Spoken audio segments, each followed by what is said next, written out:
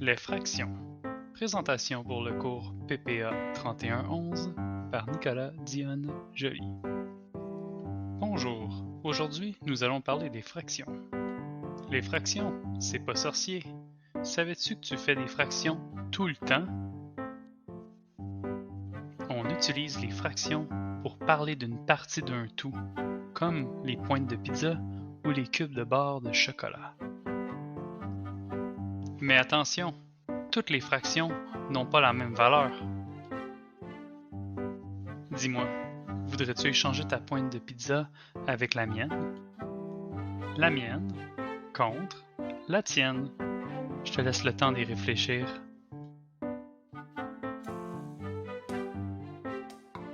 Trouves-tu cet échange juste?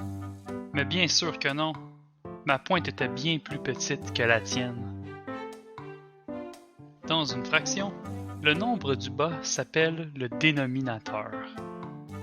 Regardons notre pointe de pizza pour mieux comprendre. Notre première pointe a un dénominateur de 12, ce qui veut dire que notre pizza est séparée en 12 pointes égales. Et notre deuxième pointe a un dénominateur de 6, ce qui veut dire que notre deuxième pizza est séparée en 6 pointes égales. Peux-tu voir le rapport entre ma pizza découpée en 6 et ma pizza découpée en 12 pointes? Si on les mélange ensemble, on peut voir qu'on peut faire une pizza entière. En te souvenant de la pizza que je viens tout juste de te présenter, tu peux remarquer que 2 pointes ayant un dénominateur de 12 équivalent à une pointe ayant un dénominateur de 6. La même chose est possible avec d'autres fractions. Si j'ai 3 pointes sur 6 de ma pizza, cela veut dire que j'ai la moitié de ma pizza. Tu vois, c'est ça les fractions équivalentes.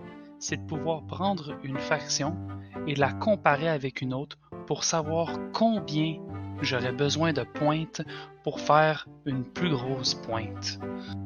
Pour terminer, je te propose un petit défi. Combien une demi-pizza donnerait-elle de pointes si ma pizza était découpée en 12 pointes? Merci d'avoir écouté et à la prochaine!